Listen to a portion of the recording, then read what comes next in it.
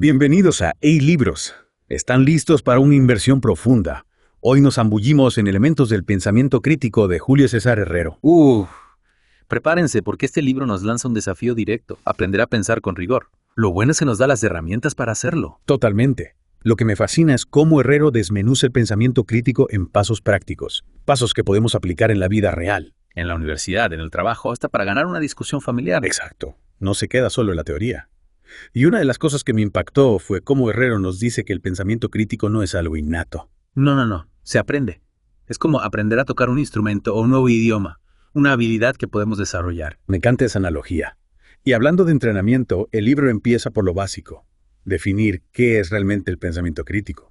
Lo describe como el razonamiento de la razonabilidad. Suena un poco redundante, ¿verdad? Pero lo interesante es cómo Herrero lo contrasta con la persuasión. Muchos los confunden. Claro, porque persuadir es convencer, a veces utilizando cualquier truco. Pero pensamiento crítico. Busca la verdad, Yeah. sin importar a dónde nos lleve. No se trata de ganar a toda costa. Sino de llegar a conclusiones válidas. Y aquí hay otro punto clave. Herrero nos enseña a identificar el tipo de pregunta que estamos tratando de responder. Antes de empezar a argumentar, claro, usa el ejemplo del debate sobre el rol del Estado Islámico en las migraciones. Exacto. Porque no es lo mismo debatir un hecho que un valor o una política. Cada tipo de pregunta requiere una estrategia diferente. Imagina que discutimos sobre la legalización del cannabis. Si no tenemos claro si hablamos de salud pública, de libertades individuales o de seguridad, a la conversación será un caos. Totalmente. Y ahí donde entra otro punto crucial, la importancia de definir los términos con precisión, Herrero nos da ejemplos como despenalizar versus legalizar.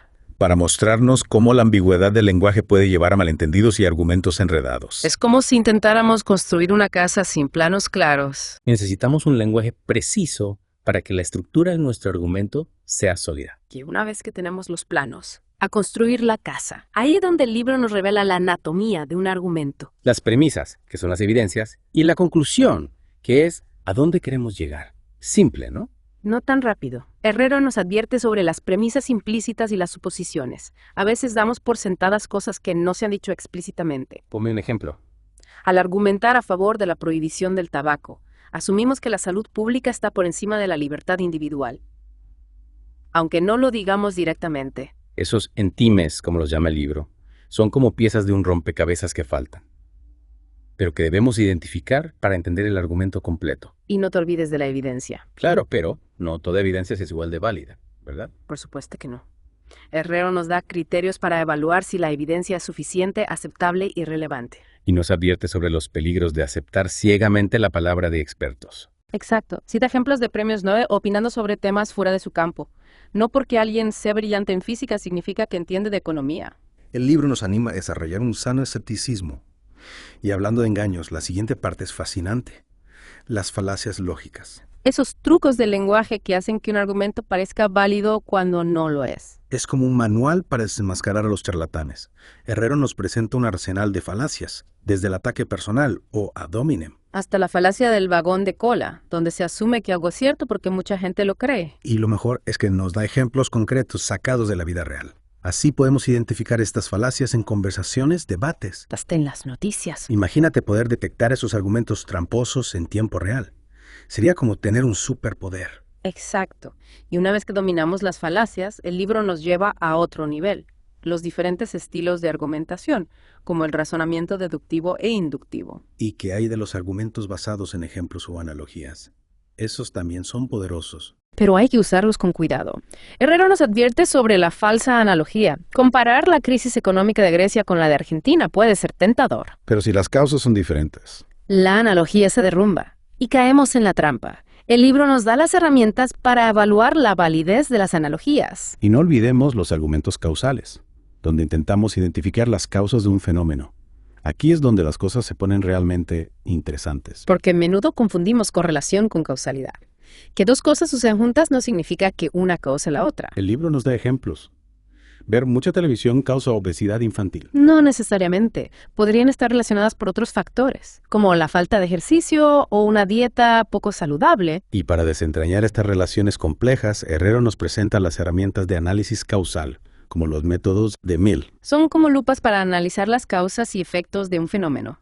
Y no te olvides de la generalización. Donde sacamos conclusiones generales a partir de la observación de casos particulares. Pero cuidado con las generalizaciones apresuradas. Si solo vemos cisnes blancos, no podemos concluir que todos los cisnes son blancos. Necesitamos una muestra representativa para hacer una generalización válida. Exactamente. El libro nos da las claves para evaluar la solidez de una generalización. Y hablando de números, también nos advierte sobre el uso y abuso de las estadísticas en la argumentación. Hay que tener cuidado con las cifras engañosas.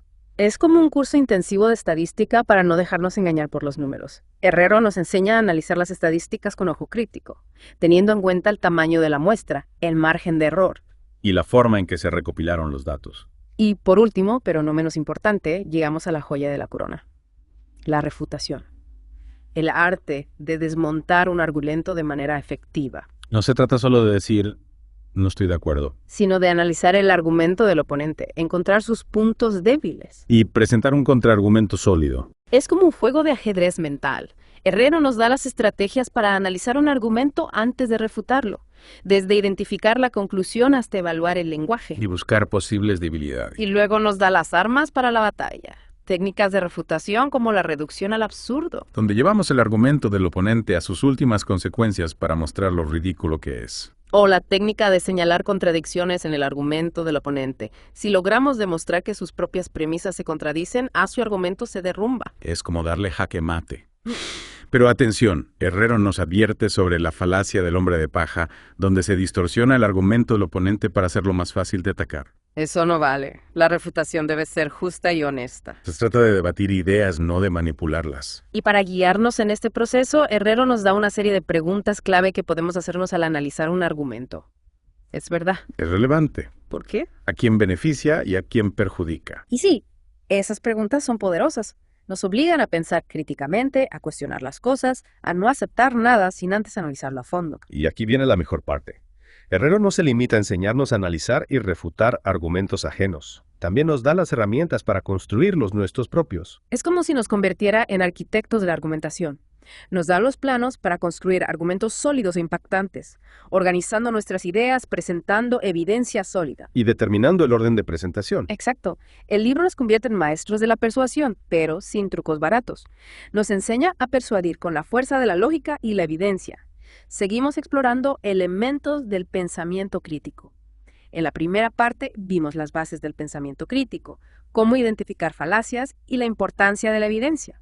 Ahora, nos toca un terreno más estratégico, los tipos de argumentos que podemos usar para defender nuestras ideas. Exacto. Es como si Herrero nos diera un juego de herramientas para la argumentación. Y uno de los primeros tipos que explora es la argumentación sobre alternativas, también conocida como disyuntiva. Esencialmente, se trata de presentar dos o más opciones y argumentar por qué una es mejor que las otras. Como cuando tenemos que elegir entre dos caminos o dos soluciones a un problema. Pero hay que tener cuidado. No, porque a veces las opciones no son mutuamente excluyentes. Muy bien. El libro distingue entre disyuntivas incluyentes y excluyentes. Una incluyente permite que ambas opciones sean ciertas, mientras que una excluyente implica que solo una puede ser verdadera. Dame ejemplos. Claro.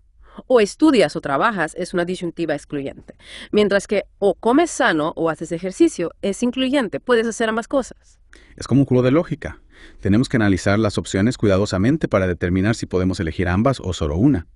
Y hablando de lógica, el libro también nos introduce a la argumentación condicional. La argumentación condicional, también conocida como hipotética, es un tipo de razonamiento deductivo que establece una condición y una consecuencia. Si se cumple la condición, entonces se produce la consecuencia. Es como una fórmula. Si A, entonces B. Exactamente. Y el libro nos enseña a identificar las condiciones suficientes y necesarias en estos argumentos. Una condición suficiente es aquella cuya presencia garantiza la consecuencia, mientras que una condición necesaria es aquella que debe estar presente para que la consecuencia ocurra. Volviendo al ejemplo del paraguas. Llover sería una condición suficiente para usar un paraguas. Pero no una condición necesaria. Claro, podría usar un paraguas incluso si no llueve, tal vez para protegerme del sol. Perfecto. Has captado la idea. El libro nos da las herramientas para analizar la lógica de estos argumentos y detectar posibles falacias, como negar el antecedente o afirmar el consecuente, que pueden llevarnos a conclusiones erróneas. Es fascinante cómo el libro desentraña todos estos detalles de la lógica y la argumentación. Y hablando de desentrañar, también me gusta cómo explora la argumentación analógica, donde se comparan dos situaciones para llegar a una conclusión. La argumentación analógica puede ser muy persuasiva, ya que apela a nuestra capacidad de ver similitudes. Pero también es propensa a la falacia de la falsa analogía. O sea que hay que asegurarse de que las situaciones que comparamos sean realmente similares en los aspectos relevantes. Exacto.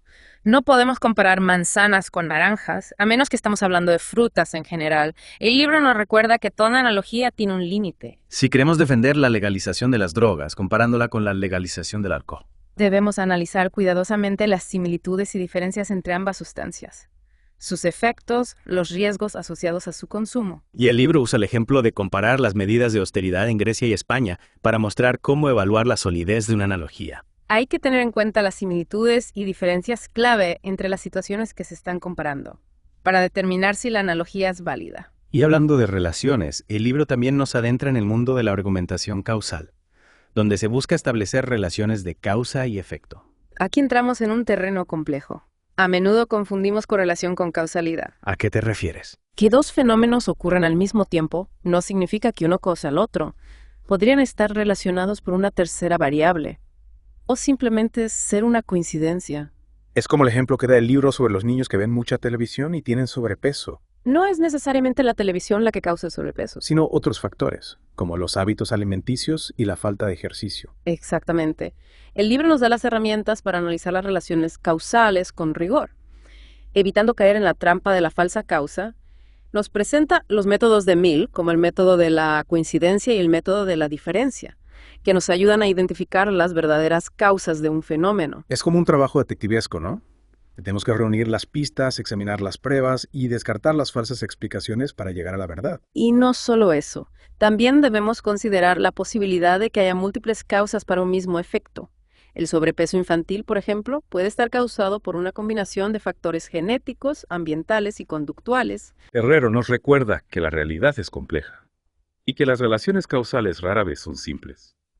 Y hablando de complejidad, el libro también nos introduce a la argumentación mediante la generalización, donde se extraen conclusiones generales a partir de la observación de casos particulares. Aquí es donde entra en juego el razonamiento inductivo. Observamos una serie de casos particulares y a partir de esa observación inferimos una regla general.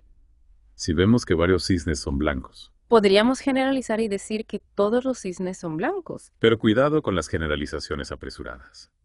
Si solo hemos visto cisnes blancos en un lago, no podemos concluir que todos los cisnes del mundo son blancos. Podría haber cisnes negros en otros lugares. Exactamente.